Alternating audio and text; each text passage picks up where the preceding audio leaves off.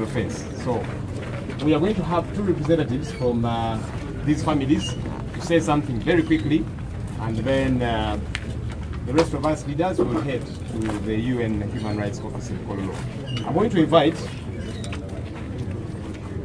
Ms. Ayebare Halima. She is a wife to Kenneth Seguya. Kenneth Seguya was abducted on 27 January, and to date his whereabouts are not known, but he's a staunch supporter of Honorable Kyagulanyi and the NUP, and that's the reason he was abducted, and we think that action has got to be taken. So let me invite Ayebare Halima to speak to us very briefly about her husband. Chief, I'm hearing a lot of complaints about you. Could you just step a bit forward? His mic is His what? his wire is not long. Maybe So you're able to, it's not a problem, right? Okay. Uganda.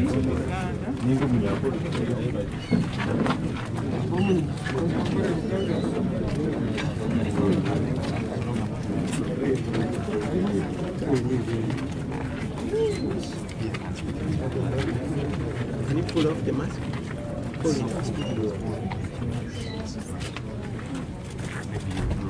The baby that is being carried by a president was born actually while he was out, but anyway, she's going to tell us the story.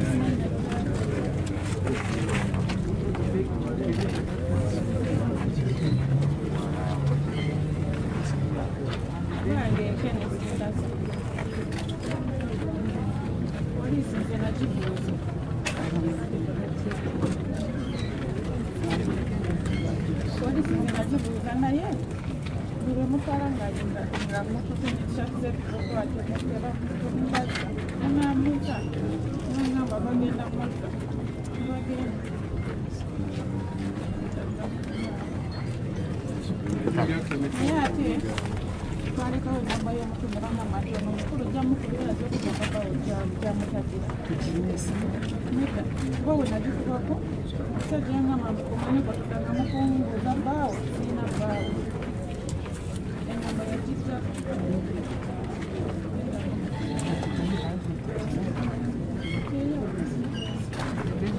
That's okay. Kale, alina emyaka 27.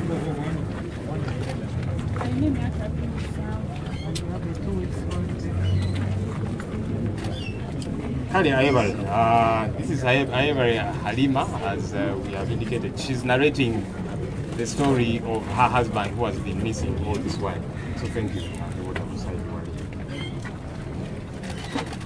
I'm going to invite Mulindwa Josh, who is a brother from Subuga Ashraf, who was also abducted on 12 December.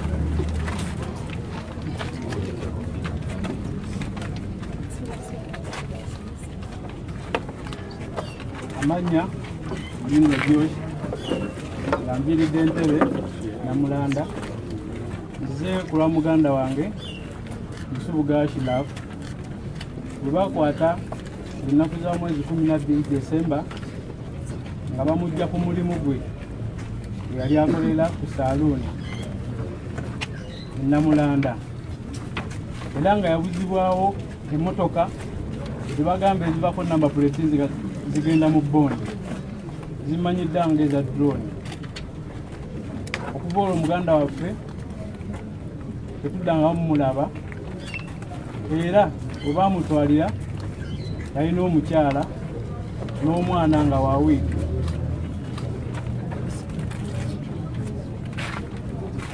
Omukyala talina buyambi, bamulekera omwana nga wa wiiki.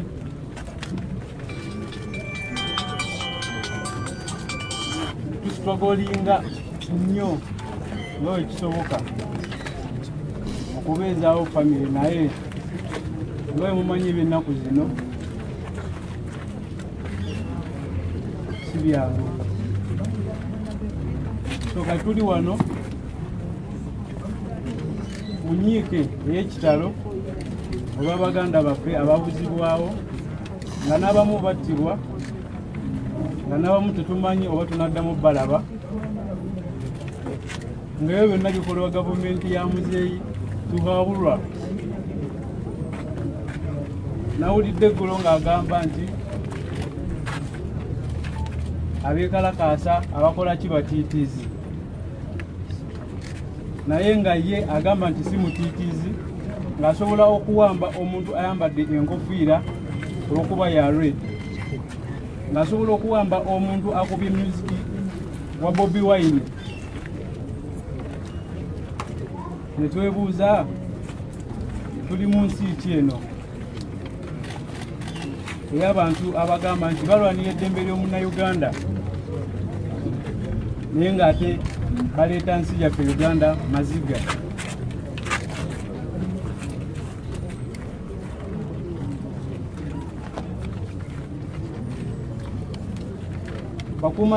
Bannabakuumaddembe bonna gye bali tulya statement ze mwogera, simanyi oba mwe muyina zifamire zammwe ewaka ewammwe, oba muyina abaana n'abakyala. Omuntu n'ovaayo n'oyogera ekintu kyolabira dda nga n'omwana omuto okimugamba tasobola kukikkiriza. So tuli wano olw'abaganda baffe, era bwe baba nga gye bali at least mubaleete mu kooti, mubasalire emisango oba mutubuulire kye bakola, babasalire emisango. Lwaki tumanyi nti bali mu makomera, tulina essuubi nti okuddamu okukola ki, okubalabako.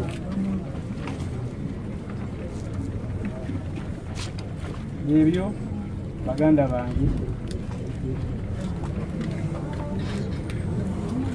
nze nzekka n'abalala we bali wano bangi. Amannya Mulindwa Josh Ntebe Namulanda. Musubuga Shirafu alina emyaka 23. Omwana wa munno eyenkanidde bwati omuto bwati n'omubuzaawo myaka 23. Nga nawe olina abazzukulu,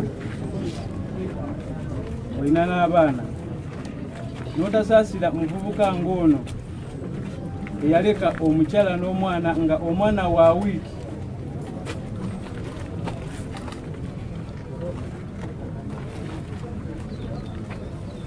kiswaza yatuswaza libe lyange.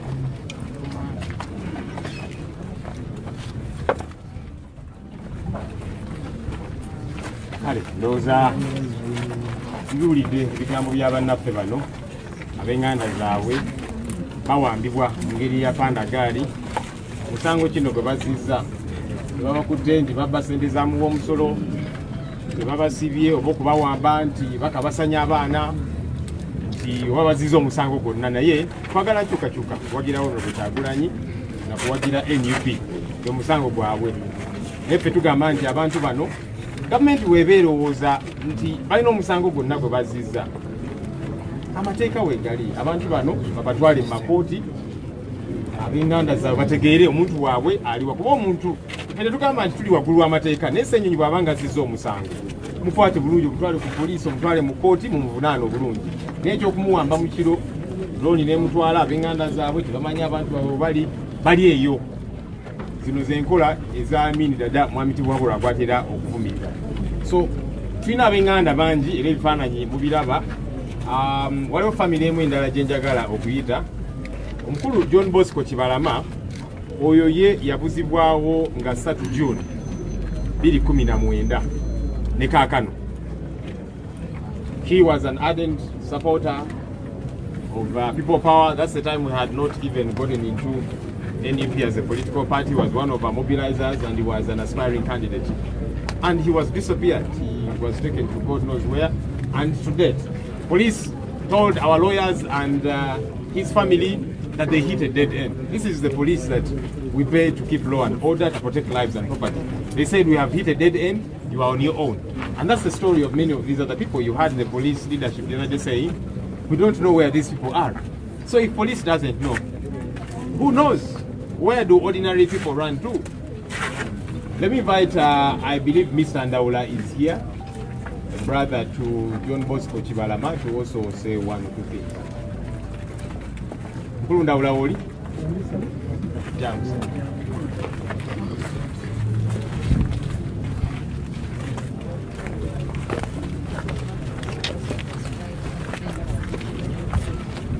Nze Ndaula Geoffrey Segamwenge. Ndi muto wa John Bosco Kibalama. Muganda waffe oyo yatubulako ennaku z'omwezi 3 omwezi gw'omukaaga 2019 yali ava mu maka ge e Gayaza ng'agenda ku ssomero e Makerere.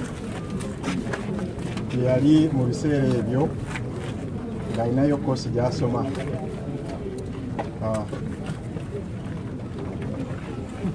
Mu kiseera ekyo we baamuwambira ku olwo tetwaddamu kumulabako, era mukyala we yasembayo okumulabako ssaawa nga 12 ez'okumakya ne bamutwala. Tukoze buli ekisoboka kyonna, batusindikidde n'abafere ne batubba ssente ze tutamanyi na muwendo. Naffe ababadde mu nsonga ezo ne bagezaako okututiisatiisa tulabike okubeera nga tuva mu nsonga ezo, naye Kibalama n'essaawa ya kaakati tanalabika.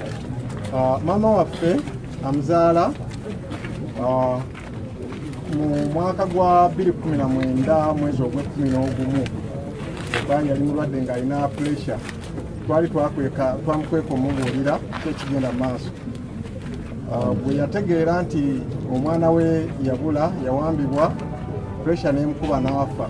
Twamuziika ng'ennaku z'omwezi lumu ogw'e11 2019. ne taata ali eyo omuti gwamukuba awezezza emyaka 8 kati ng'ali ku ndiri. Kibalama ye yali ng'amujjanjaba era twali tetumanyi nti atuuka n'essaawa ya kaakati ng'akyali mulamu. Yali eyo mu LCA Bukondo, mu muluka gw'e Bukondo, Mugombola y'e Namayumba mu disitulikiti ey'e Wakiso. Taata gyali myaka 8 ali ku ndiri, naye twali tetumanyi nti atuuka essaawa ya kaakati ng'akyali mulamu, n'ekisa kya Katonda tekikyatuyambye. Kye tusaba, tugezezzaako okuyita mu mbeera yonna esoboka ey'amateeka kigaana. Buli Munnayuganda yenna ayinza okutuyambako okulabika kwa Kibalama John Bosco. Tuli mwetegefu, tuli beetegefu okumwegattako. So, Mr. President, tusaba eddoboozi lyo lyokka lye tulindiridde okubeera nga tukola ekyo ekirina okukolebwa. Tusaba oduumire tetuli beetegefu okubeera nga tukola kye tulina okukola bwe kiba nga kyekinazza baganda baffe bonna abazze babuzibwawo mu mbeera yonna, kubanga tebalina musango. Singa baali balina emisango baali badde babatwala dda mu kkooti ne bavunaanibwa. Naye omuntu atalina musango kati batya okubeera nga bamuteeka mu kkooti okuba tebalina kye bayinza muvunaana. Kubabeera nga balina emisango babatwale mu kkooti tulabe kye babavunaana n'emisango nagyo tugimanyi. Bassebo ne bannannyabo Bannayuganda mwenna abatulaba n'ensi yonna, mbasaba tusitukire wamu ffenna tukwatirewo wamu kubanga abasajja batulya batumalawo. Tulina muganda waffe Deogratius Nsubuga Miro abadde yeesimbyewo ku Gombola y'e Namayumba ng'akutte tiketi eya Nuupu.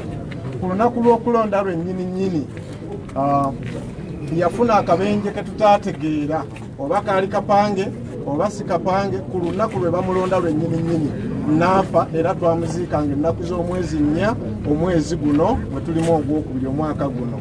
Kati embeera etuusa ate nga naye ava ku kyalo kyekimu ne Kibalama John Bosco kwe yali ava.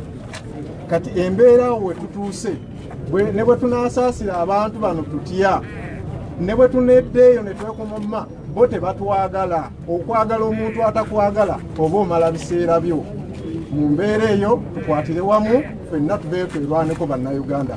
Neyanza nnyo neyanze.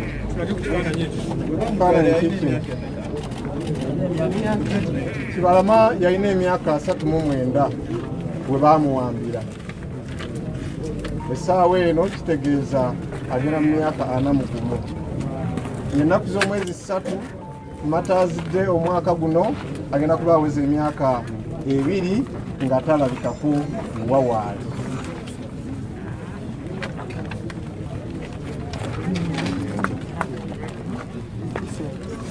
Thank you. So the message is clearly loud from these families. They're saying, look, if you think our loved ones have committed an offense, take them to court, because we're not saying we're above the law. No one is above the law. But if you think as the regime that somebody has committed an offense, there is a legally provided way to do things. Arrest them, take them to police, take them to court. But the business of kidnapping people in the middle of the night, take them to no one knows where, their families have no idea. This is what Amin used to do, and Mr. Tibuhabura is always disparaging Idi Amin for Pandagari and all these different things. We are back to those days, and we are saying we shall not relent until the rule of law in every sense gets to happen.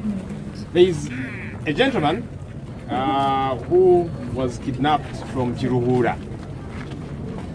He was tortured, eventually dumped somewhere. Let me invite him to also share his story in a minute. Ainebion. Yes.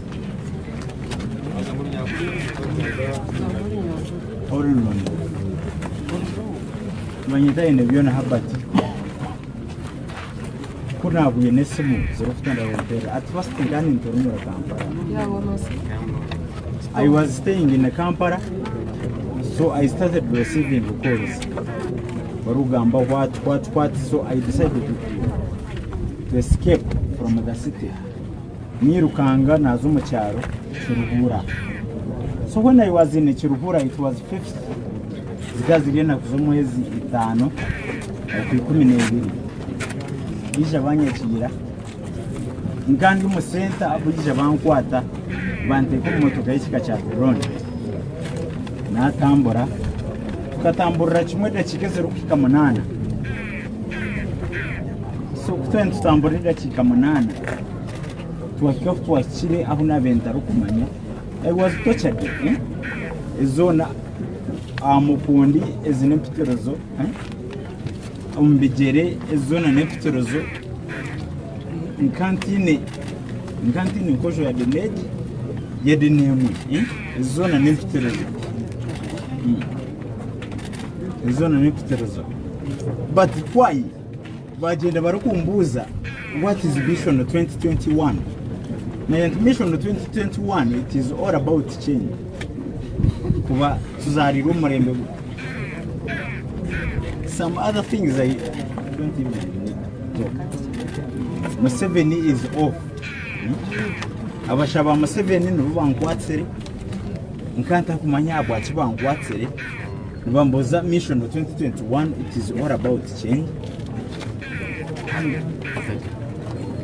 Thank you, Aineviona. I'm okay.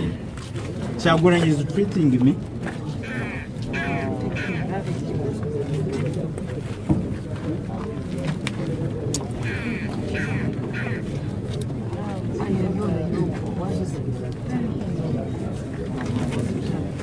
Okay, holiday, having and Zavanafe, and some actually it is their personal stories, how they were abducted, ill-treated, and all of that. We're just going to hear from one more person. You've heard from him, but just to address the issue, he was kidnapped rather, ill-treated, and eventually he was recovered, and so he will tell a little bit of the story he's been sharing. So let's let him.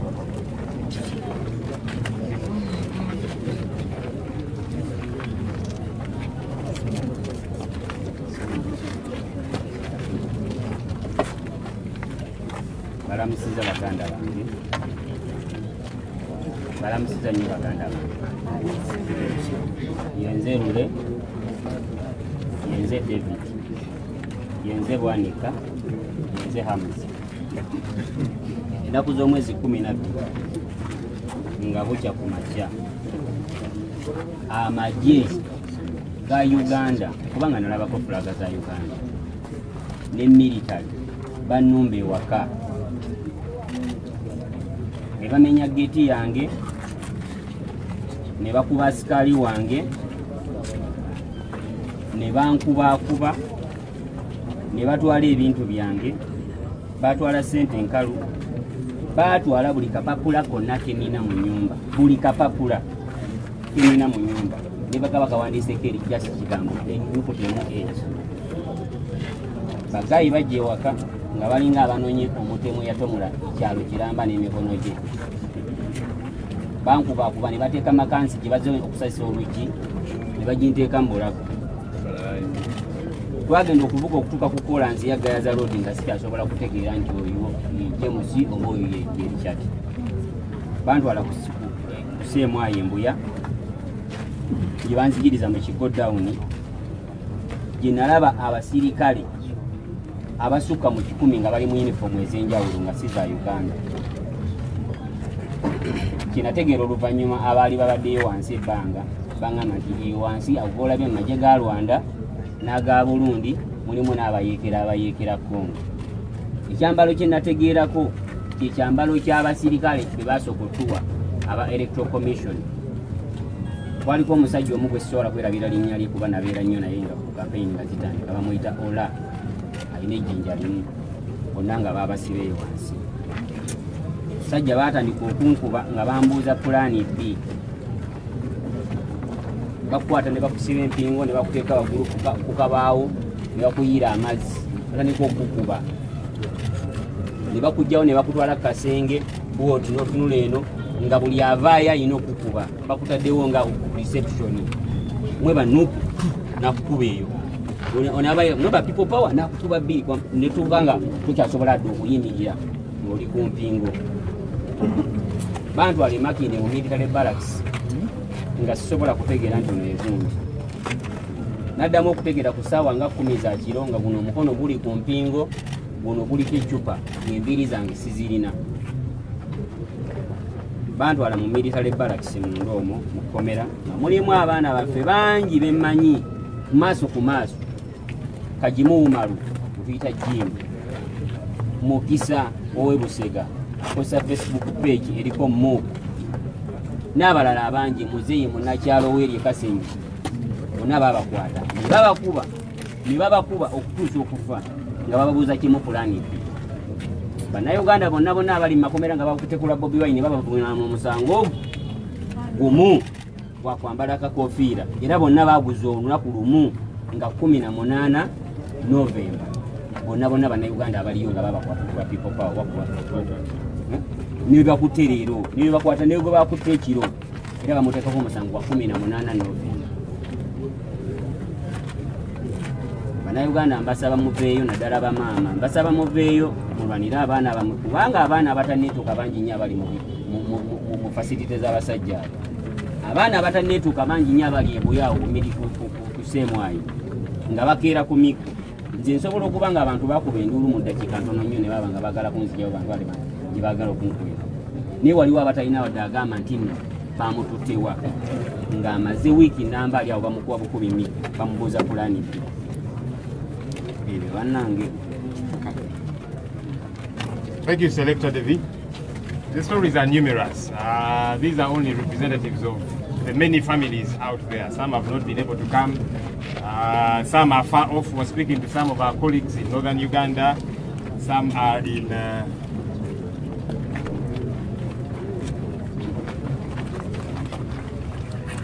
so as I was saying that some that have reached out to us are in northern Uganda. We've gotten people from Obongi, Amuru, Mulu, whose family members disappeared. Unfortunately, we could not have them here, the family members, on short notice. The distance is far off. There are some from Mbare, Serere, several parts of the country that we have not been able to have. So these are only representatives of those. Very gruesome stories. I'm just hearing the story of Martin Lukwago, who was abducted in June of last year in Bugolobi. The other person was abducted with shot at, and the wife is here. She has no idea where her husband has been held all this while. It's coming to a year. Gruesome, very disturbing stories, and that's why we're saying we want to do something about it as leaders. Let me invite our president to address us. We made mention to you yesterday what we'll be doing today, so he'll address us, and then we shall be heading to the UN Human Rights Office in Colorado. Thank you. Thank you very much, Comrade Joel. Fellow Ugandans here and abroad. There has never been a regime in Uganda since 1962 that is as brutal as the Museveni regime. No regime has killed more Ugandans in the history of Uganda like the regime of Yoweri Kaguta Museveni. No regime has tortured Ugandans like the regime of Yoweri Kaguta Museveni. It's very painful. Much as they castigate the regimes of Milton Obote and Idi Amin was president for only 8 years, and Obote even less. But Ugandans have had to grapple with the Museveni brutality for the last 35 years. It is a shame that yesterday Museveni was pretending to commemorate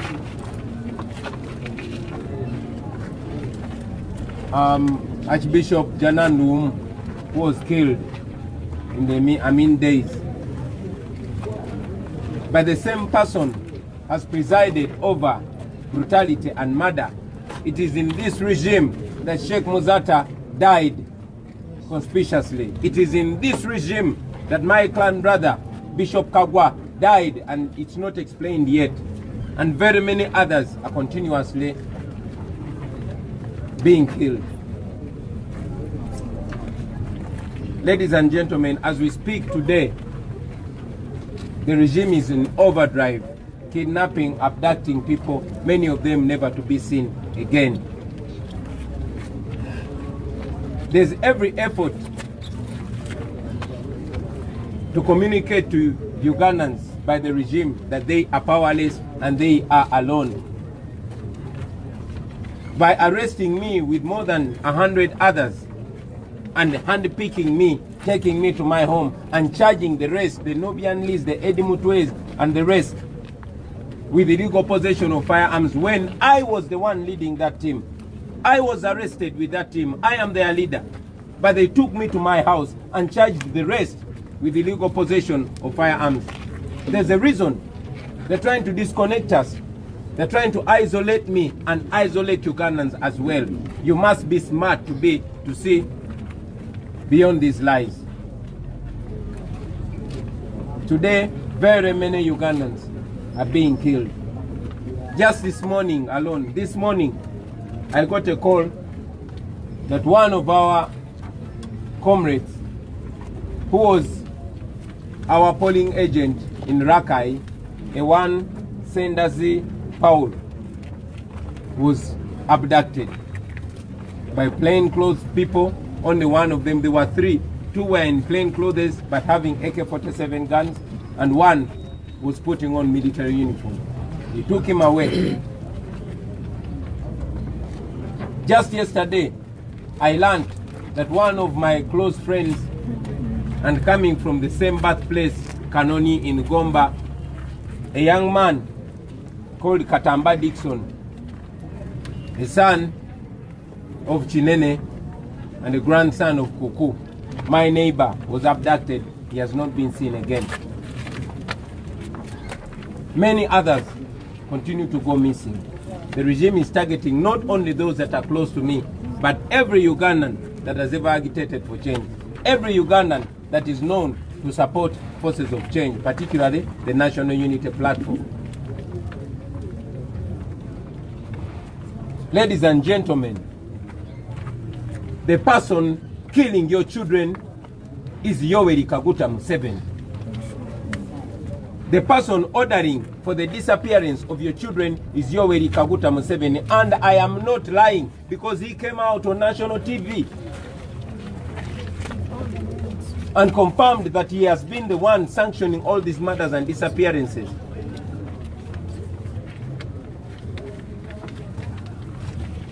It's unfortunate that almost all institutions have died in our country. I know this is a matter of human rights, but I've informed you in the past, like I'm informing you again, that we have petitioned all human rights initiatives here in Uganda. We petitioned the Uganda Human Rights High Commission. We went there, and the late Medi Kagwa was blunt. He told me, because he grew up with me here in Kamocha, took me on the side and told me that he is powerless. He cannot do anything. The commission is powerless. In his words, he said, we are living in a military dictatorship.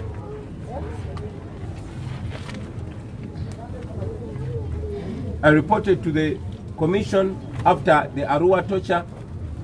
We reported very many times, and yes, very many cases of torture and abuse of human rights. They couldn't do a thing. I must applaud him that he tried his level best. At least during the tenure of Medi Kagwa, there was an effort to come and visit me when I was under illegal military detention. And yes, he dared to speak out, but most importantly, he spoke to me. And it got to the regime that he had revealed to me the truth. And he died. And up to now, we still question the circumstances of his death. As we speak now, all of you journalists saw the current head of the Uganda Human Rights High Commission coming out to condone the instances of torture and to speak as if everything is normal. So I want you to know that we can no longer get help from the institutions of state. The Uganda Human Rights High Commission cannot help you. It cannot help us. And that is why today we are going to petition the United Nations Human Rights Office here in Uganda. We know that this is an issue of the United Nations.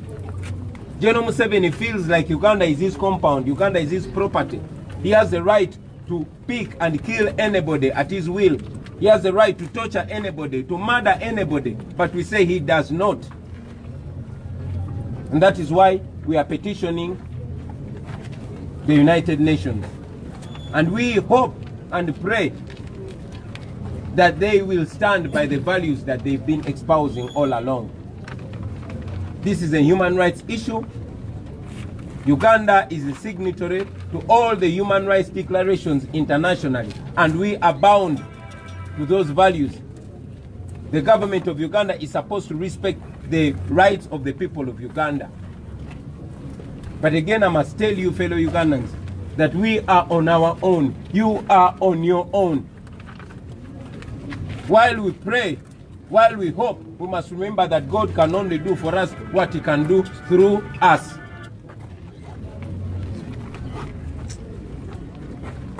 We are meeting with my fellow leaders to discuss and resolve what other steps we are going to take. But one thing that should be clear to everybody, that we shall take steps to end this brutality, to end these disappearances, to end the state-inspired murder. We stand with you, families. We stand with all of you, comrades. And I must also tell you that the security agencies are actually also using this opportunity to extort money from the families of the missing people. They go to them, ask for money, and ask for other favors. We will be coming to you to report to you what comes from the United Nations Human Rights Office, but also to report to you what comes from our mind, and to guide you, fellow Ugandans, on what will happen next. But one thing I want you to know is that we are not going to sit down in the face of state-inspired murder. I thank you. Katika mbyogere mu Ruganda.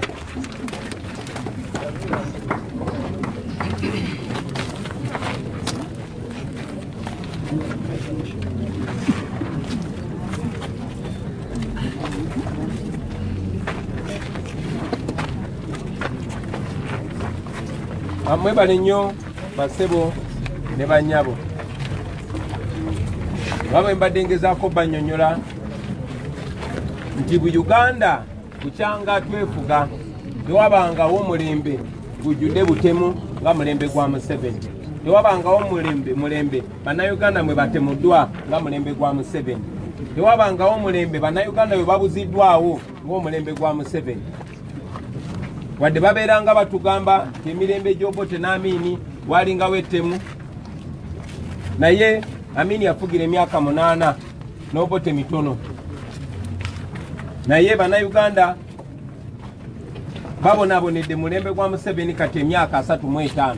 Olunaku lwajjo namulabye nga yeefumba n'abantu be yabadde nabo nga beefudde abajaguza olunaku lwa Archbishop Jana Nduumu eyatemulwa ku mulembe gwa Amini. Muline neebuuza oba Museveni talina nsonyi nga mulembe gwe mwennyini mwe mufiiridde abasajja nga Sheikh Muzaata nga paka kati enfaaye tennannyonnyolwa. Mu mulembe guno mwennyini mwe mufiiridde Bishop Kagwa ow'e Masaka ng'empaaye tennannyonnyolwa. Ne bannayuganda bangi nnyo abafiiridde mu mbeera bwetyo. Eddembe ly'obuntu lirinnyiddwa nnyo, bannaffe bangi babuziddwawo, bangi bakyagenda maaso n'okubuzibwawo. Njagala obategeeza nti omuntu atemula abaana bammwe si mulala ye Mwami Yoweri Kaguta Museveni. Omuntu alagira okubuzibwawo abaana bammwe si mulala ye Mwami Yoweri Kaguta Museveni. Bino mbyogerera wano era mbyogera nga ndi confident. Ababadde bakyakibuusabuusa mwamulabye ng'avuddeyo n'ategeeza ensi nga bwe yalagira okutemula abaana bammwe, nga bwe yalagira okuwamba abaana bammwe, era nga bwamanyi gye bali. Newankubadde ate ebitongole ebimukolera omuli ekya poliisi n'amagye ne minisita w'ensonga ez'omunda bo babadde beegaana. gokuba akafaananyi nga minisita w'ensonga ez'omunda yeeganye tamanyi bantu bamwe gye bali abawambibwa, ng'omwogezi wa poliisi agambye tamanyi bantu bamwe gye bali, ng'omulala omwogezi wa poliisi aze n'agamba enamba ezitabeerako namba puleti n'annyonnyola mu ngeri enyoomwa entegera y'abantu. Naye ate bosi waabwe n'avaayo n'akakasa nti yeyalagira okutemula kw'abantu bammwe, nti era yeyalagira okuwambibwa kw'abaana bammwe. N'olw'ensonga eyo mwenna buli omu agambe munne, ffenna tubeere nga tumanyi nti tewali muntu mulala alagira kuwamba abantu baffe okuggyako omwami Museveni. Ekyo nno kimenya amateeka era kyongera obbalaga nti eno gavumenti kati etufugisa omudumu gw'emmundu tekyagoberera amateeka, kubanga mu mateeka omuntu ne bw'aba bamuguddeko omusango bwe bamukwata bamutwala ku poliisi, amateeka agakkiriza bannamateeka be n'abasawo be n'abafamire ye okujja omulaba. Ne mwenna temunalaba ku bantu bammwe bangi nnyo mukyabanoonya, naye yaze n'ayogera amannya gaabwe ng'abamanyi.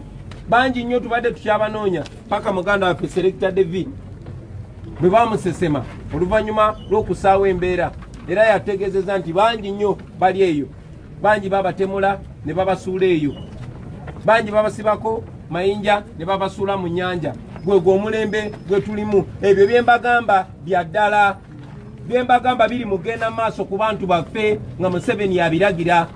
Bye mbagamba mubiraba nti ne bw'ofuluma wano ojja kulaba ezo emmotoka za drone nga zitambula teziriko namba plate. Bye mbagamba tebiri mu myaka gya 7, tebiri mu mulembe gwa Amini, biri mu mulembe gwa Museveni olwaleero, biri mu mwaka 2021. Eyo yembeera gye tulimu olunaku lwaleero. Bangi mujja kwebuuza ti lwaki tetugenze mu bitongole eby'eddembe ery'obuntu ng'ekitongole ekya Uganda Human Rights Commission. Naye njagala obbajjukiza nti oluvannyuma lw'okututulugunya mu Arua twagenda ne tuwaba omusango mu kitongole kya Uganda Human Rights Commission. Twawandiika complaint, twawandiika okwemulugunya kwa mirundi mingi nga tebatuddamu. Gokuba akafaananyi ekitongole ekiri wansi w'amateeka ekirina okwanukula omuntu eyeemulugunyiza ku ddembe ly'obuntu okuva 2017 paka olwaleero. Naye era yali akikulira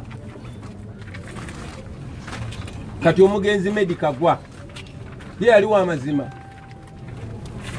yantuukirira n'aŋŋamba talina kyasobola kukolawo kubanga amagye ge gatufuga, talina kyayinza kukolawo kuba bino si byagoberera amateeka.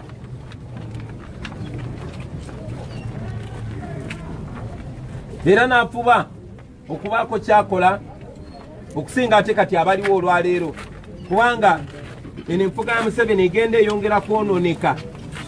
Eyaliwo bw'aba yali munafu atazzeewo aba munafu okusinga.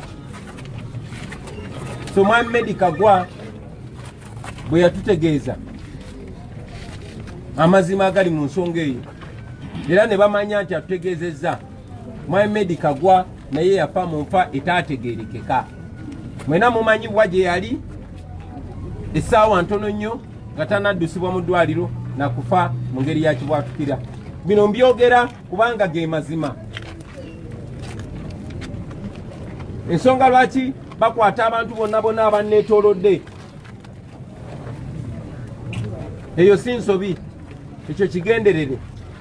Jasi olwaleero ku makya funye essimu nga bantegeeza y'omu ku mikwano gyaffe era eyali alaba ebyokulonda kwaffe, omwami gwe bayita Sendazi Paul, bamuwambi amakya galeero ku ssaawa 10 ez'okumakya. Abantu 3 nga bali mu ngoye za bulijjo naye nga balina emmundu AK-47, n'omu ku bo ng'ali mu yunifoomu y'amagye baze ne bamuwamba ne bamukuba ne bamutwala. Ebyo bibadde Rakai. Olunaku lwajjo nategeezeddwa nti omu ku bannaffe gwe twakola naye era omuwagizi waffe Lukulwe e Kanoni naye yawambibwa, omwami gwe bayita Katamba Dickson. Bangi ku be bawamba bababuzaawo, ate abo abakola mu bitongole birina okuba ebikuumaddembe ne bajja nga bagezaako okujja ssente mu famire zaabwe, bangi nnyo. So mujja kutubuuza lwaki tetugenze mu bitongole ebya wano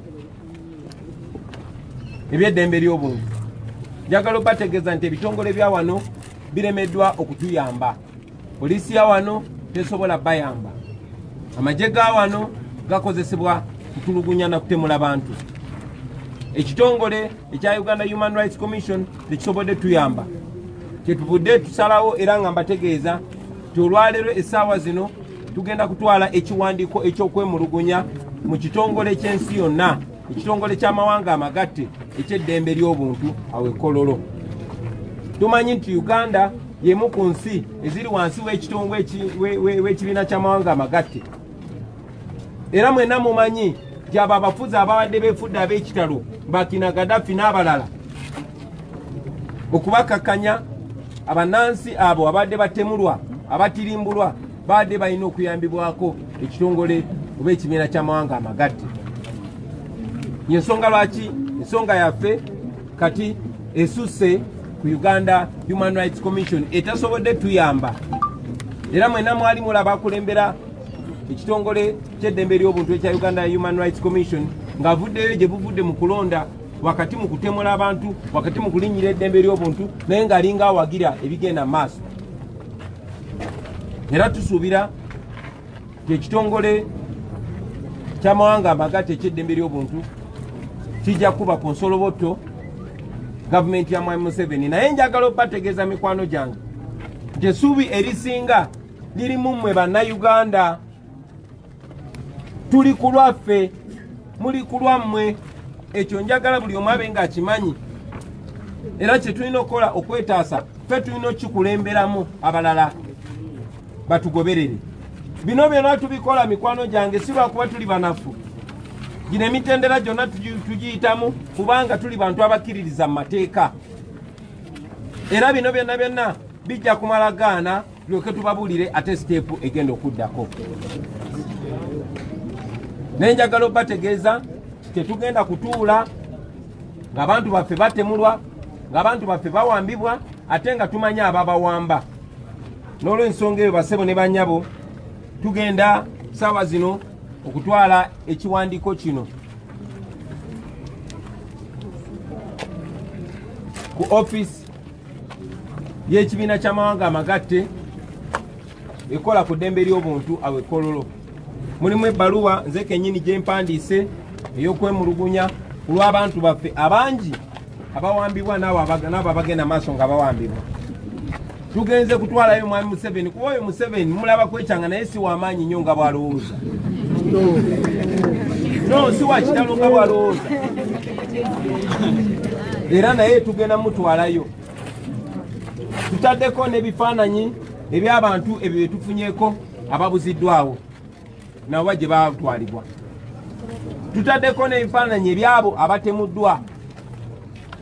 Tutaddeko n'ebifaananyi n'amanya ebyabo abali mu malwaliro. Tutaddeko n'amabaluwa ag'enjawulo agawandiikiddwa Mwami Museveni okuva mu bitongole eby'enjawulo okwetooloola ensi yonna. Tulage nti ensonga yaffe si ya lwali wabula ya laali. So njagala obeebaza mikwano gyaffe okubazaamu amaanyi n'okubasaba obutapowa. Mwebale kubeera abantu balamu naye ate mweyongere okubeera abagumu mikwano gyange. Tetutudde nammwe temutuula. Tujja kuba tubategeeza ekiddako Mukama nga ye mubezi waffe. Mwebale nnyo mwebaliriza. Njagala mpozi nga sinavaawo, waliwo omu ku bamaama abasajja bangi be basinze okwogera, naye tewali muntu asinga kunyigirizibwa nga babuzizaawo omwana we nga maama. Maama kayogere wano kana akazindalo kawa. Maama munamulaba?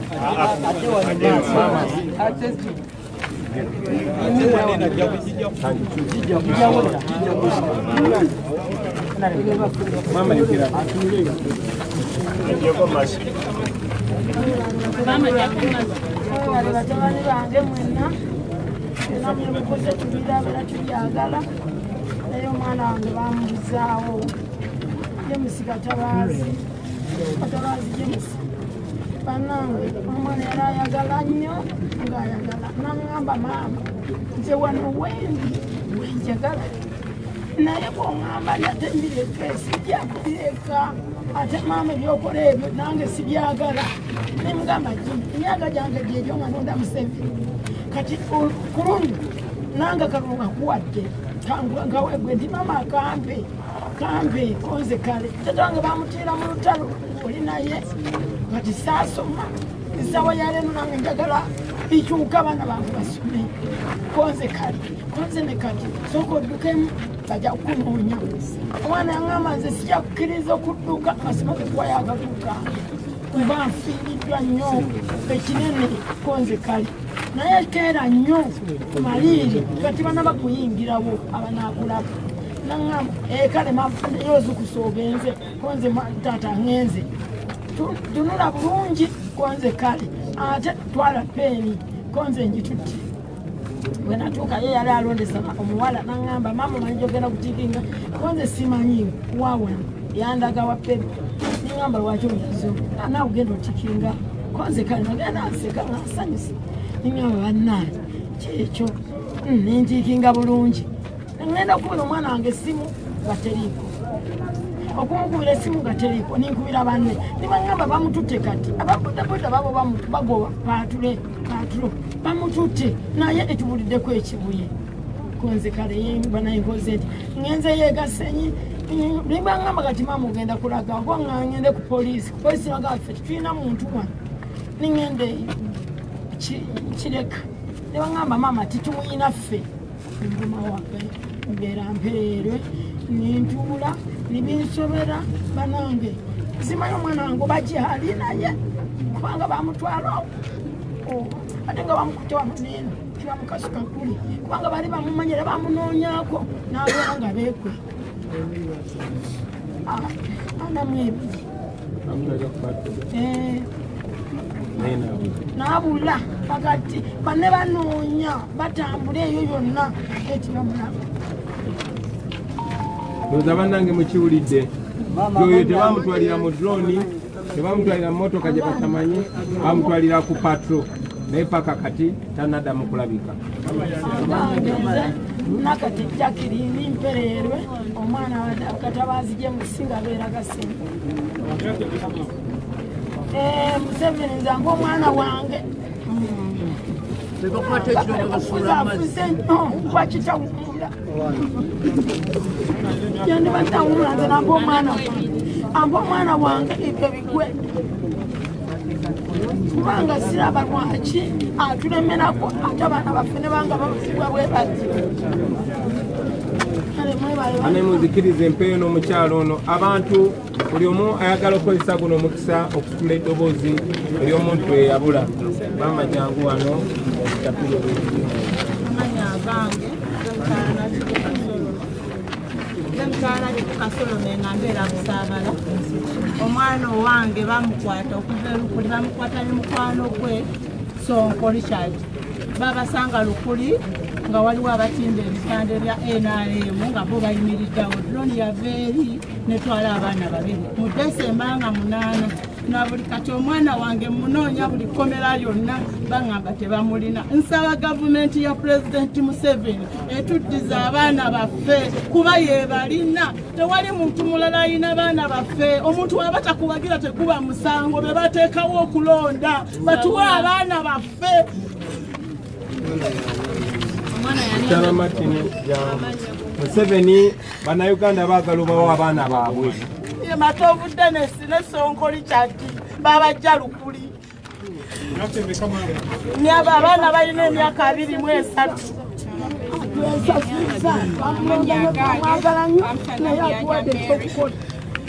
nga bankwatira bawange amazika kyemyezi 3 kyanga bamutwaye bamujabugolobe bakusanga atuddeawo nga talina kyakula naye si kiwa ky'omuntu okuwagira kyagala kiyinza omukwasa ndekera abaana basatu abanya sina kyakubaliisa bambi banyambe banziriza omusajja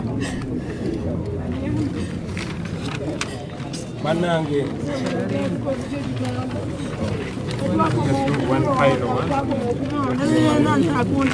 agenti wa Museveni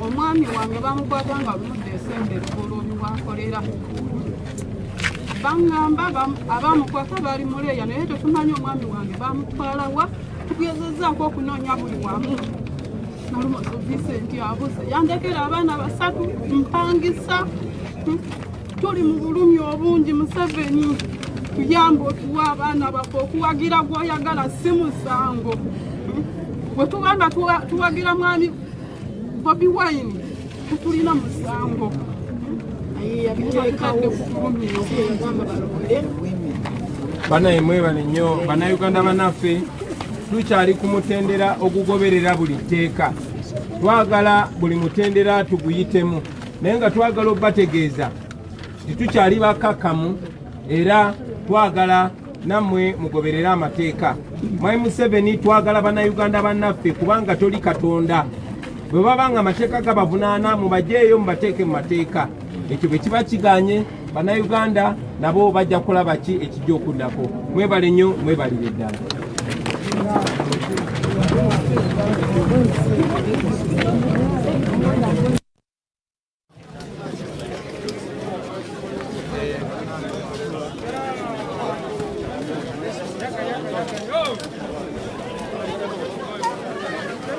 Very much, Ben.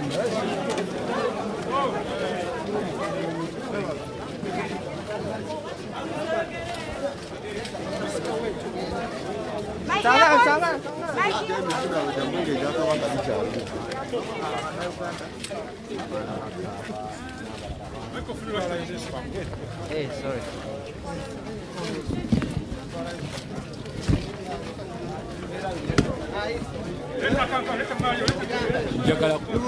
njagala kujja kubaweereza ensumulula ebyuma soka ensumulula ebyuma njagala kubabuulira kati sawa zino tugenda kuteekamu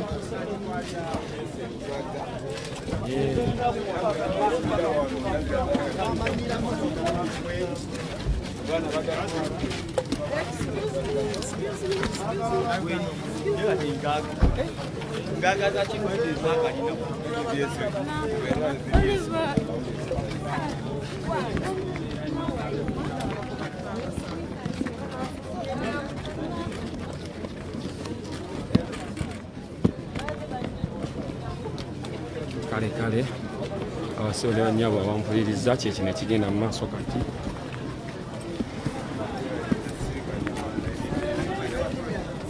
ensuluka y'omukulu twagala kugenda kati motoka eriwa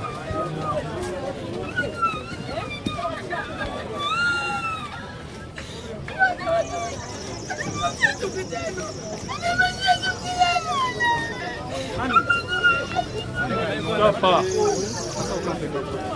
gonna be ojja kufuna transport. Kate kavuma agira tulawe. Nene kavuma agira. Kate kavuma.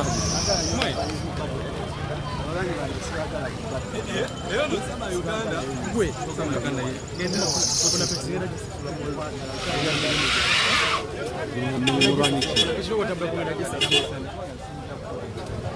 Hiyo president gende yigawo yiga gende bajo baganye yaba president aganye yaba abanyamawulire bagende abanyamawulire genda atali politician togenda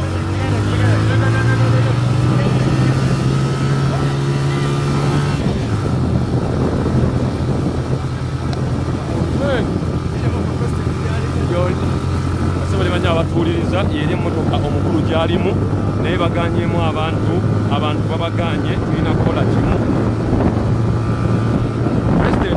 pulezidenti wa ddembe akkiriza bannamawulire tayagala abantu be babakuba etiya gaasi tayagala mbeera nzibuzibu egendewo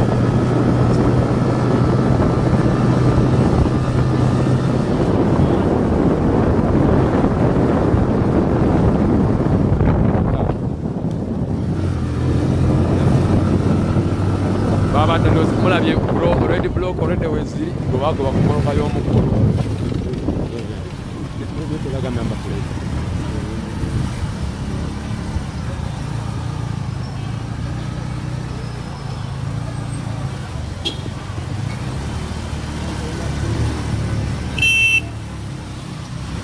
Omukulu tumutuuseeko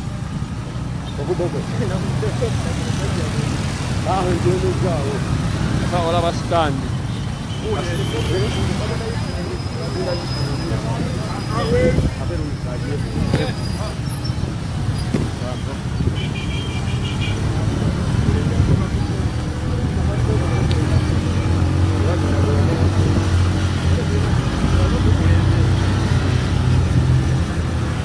anaye emoroka y'omukulu muganda wange ojja tukoona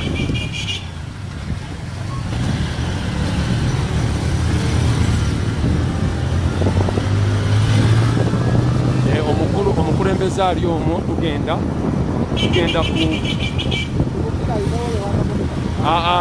atubeere wakatisha moroka eriko evu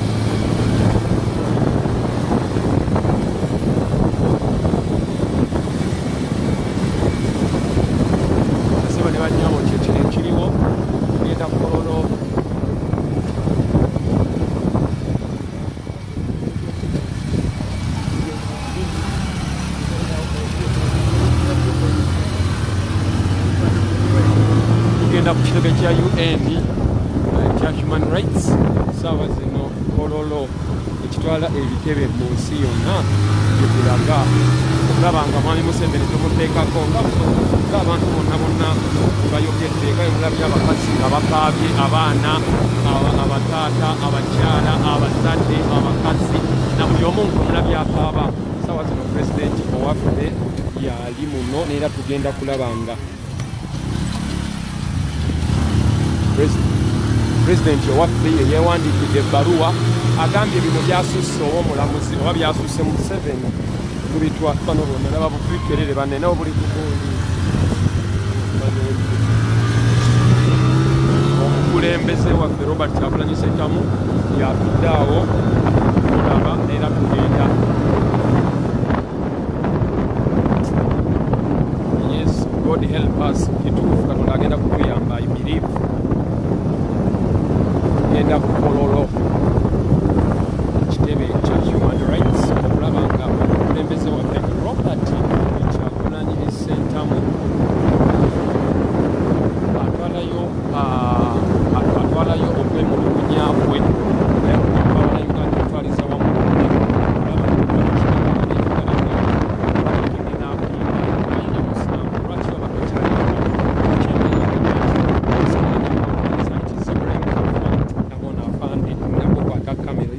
Robert Center. Oh, Robert Kyagulanyi Ssentamu Museveni. Ono yeebasa apanda alina amayinja naye yeebasa.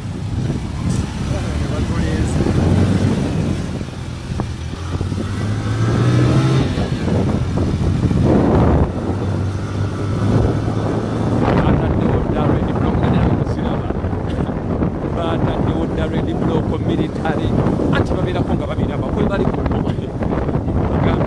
RPC, DPC, Giso, Bagambe, shame upon you, Amato, God, Clear, and we are ready. Robert Kyagulanyi Ssentamu, Simusango. Hey, we were wow.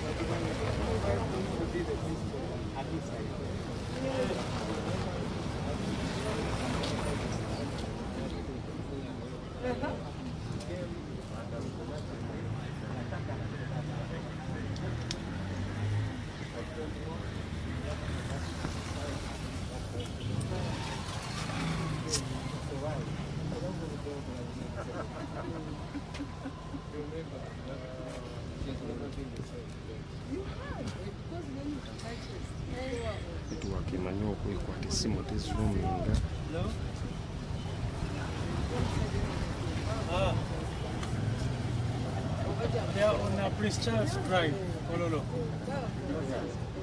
Prince Charles Drive. Plot 24. No, you can come. They are, yeah, cars are passing. Yeah, they can open. We've not even entered outside. Just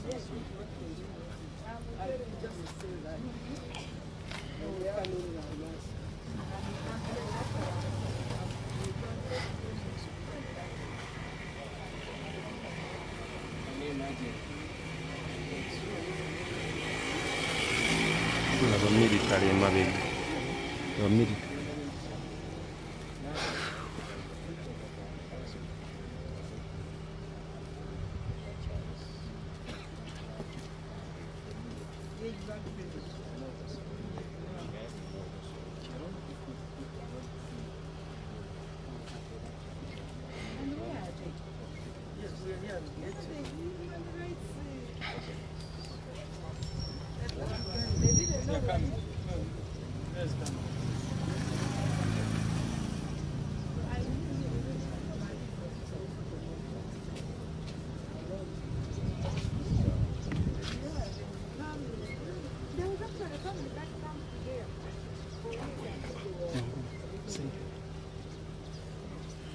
wano mu maaso giki olinganga omubbi.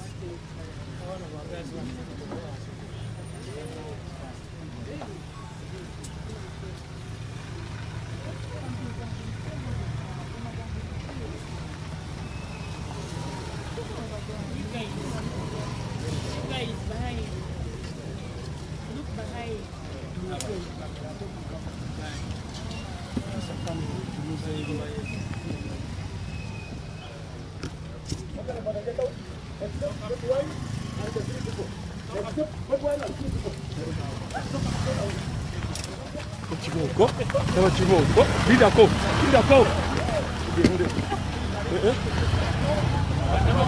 Bukan.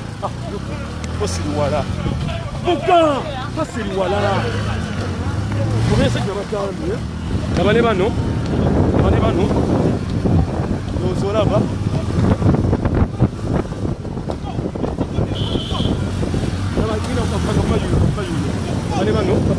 Yanguwa tugende. Papuma oli musiru mbwagwe. Tula. Posiliwala. Nabo wokankana bayo tugende. Ndako. Bagenda. Tugende. Nawe. Ndamu. Ajabaka. Yangu. Mekatega yangu. Katerega wewe. Mwe mbere gaze. Gaibe hapo. Wowe.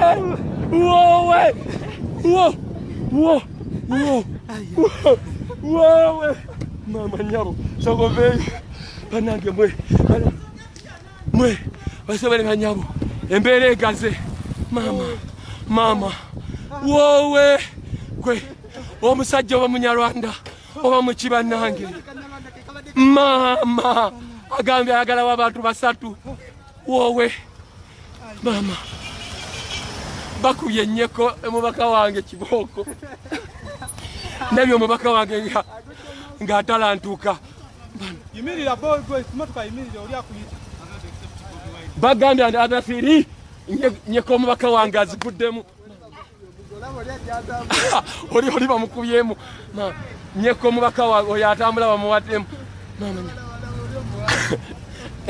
Abo muwala. Ne batangi. Omuwala aziguddemu. Mama. Ya Rabbi. Bagenda kukuba. Mwe. Kiboko eriyo bagala abantu aba. Mama. Baba tayagala genda.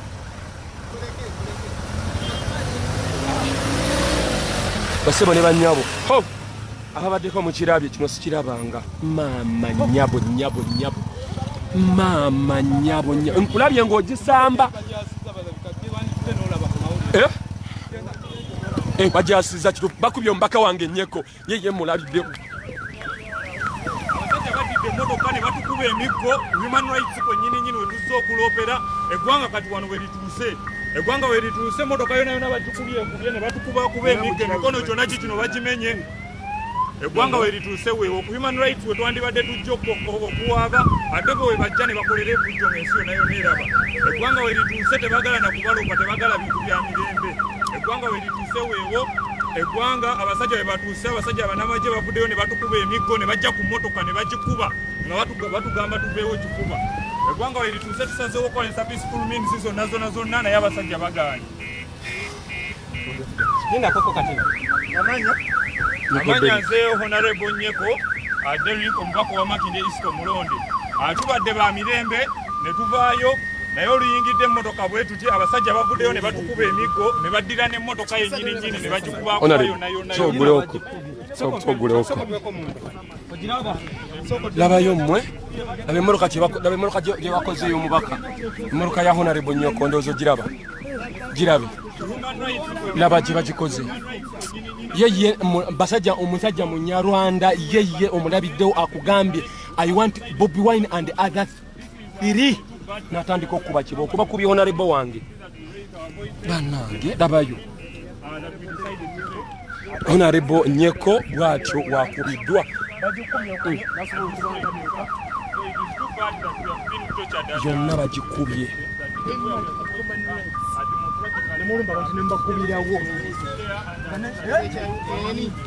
emmotoka eyiise Nyeko bamukubye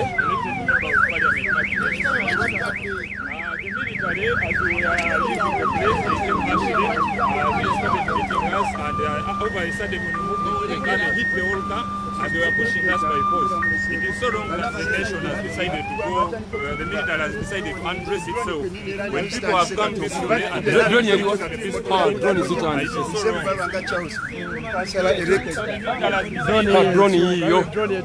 drone yiyo akume piki drone yiyo waliwo akago kabadde nakako akabatuni drone ejjabeeramu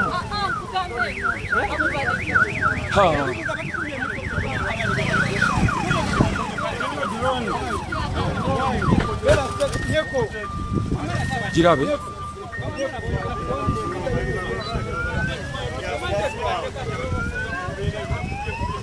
nezagala kidnappinga kati zagala kuwamba why is it that your drone is kati nebuuza drone kyekigirese kati jaba kibakoze hono kibakoze omubaka ono omubaka wa Makindye kyebamukoze ate ekyewunyisa bagaddewo ekitebe kya UN bakigaddewo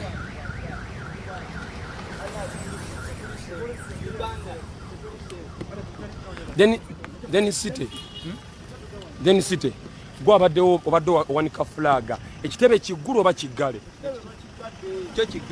kyo kiggale omwami agambye atya ku ggwe byowulidde oyo abadde muna Uganda asajja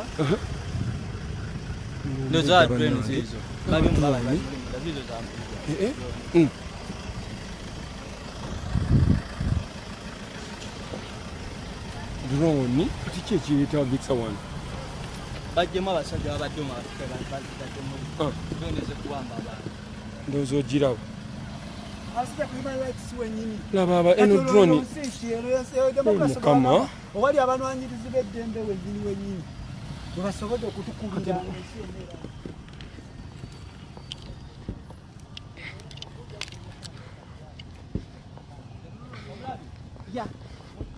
ne battery yange egenda kuggwako ate nga lunaku olwaleero luzibu battery egenda kuggwako mukama katonda ane drone zize amane kuno kwebeereramu Allah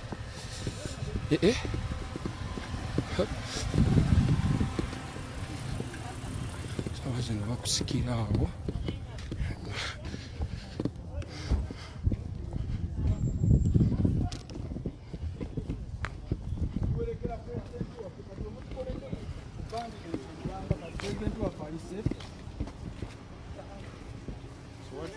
Moreover, netwafunamu nansonyi kugamba nti human rights banakiraba batya senga wabawo embeera bwogera.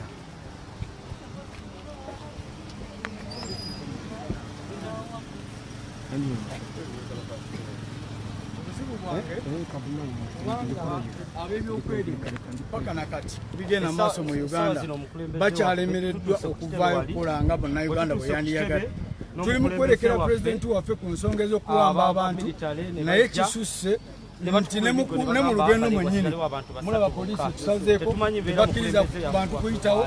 Honorable omuwali kati bakuttire mu mmotoka Honorable Nyeko endikandidate Mulamba kansala Makindirwa n'ekyennyamiza nnyo kubanga ab'ebyokwerinda abanditukuumye batuzibikidde bannange ozamulaba bongera amagye embeera bwetyo bweri naye ffe tubagamba we are non-violent tulina buzibu na muntu yenna we are non-violent nga pulezidenti watuusa oba utufa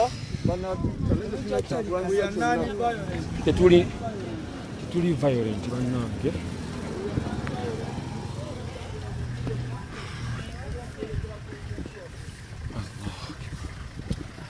mutusabire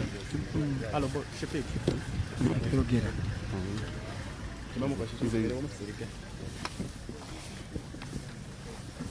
agala kutukuba kiki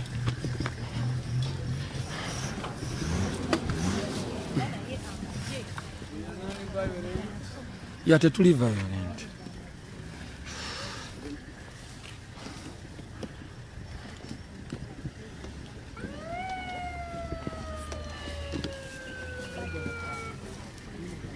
Banange simanyi byakwogera.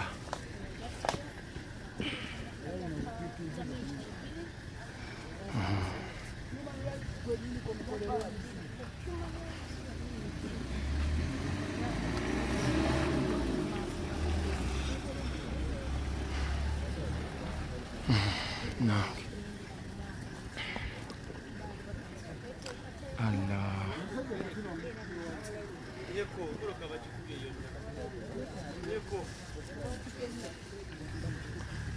abo bali kwambala balinda order from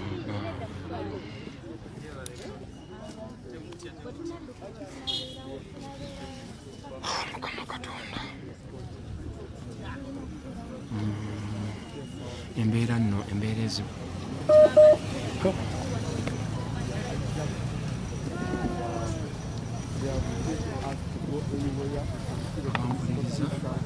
abampuliriza sharinga bannange tubadde tugenze ku Electoral Commission tubadde tugenze ku UN Human Rights naye embeera eziwo omusajja azze ndowooza mumulabye ku kamera babaddeko Nyeko bamukubye emmotoka ne bagyasa yonna.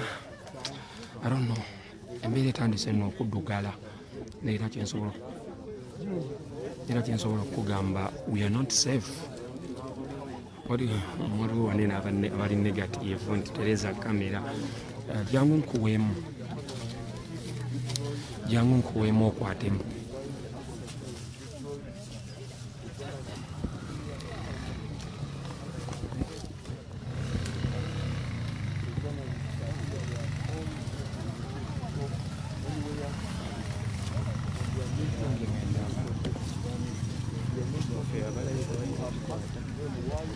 Abasibo ne banyaba bampuliriza bayinza okulondamu abantu ba live, bayinza okulondamu nnyinza okuvaako, bayinza okutulondamuko. For security reasons leka nsooke nveeko. Embeera eyinza oba ngenda kugikwata ngenda kuddako naye ngenda kozesa Rob style naye nga embeera etandise okuddugala. Let me first okuvaako ko panaawo naye ng'embeera yeddugadde.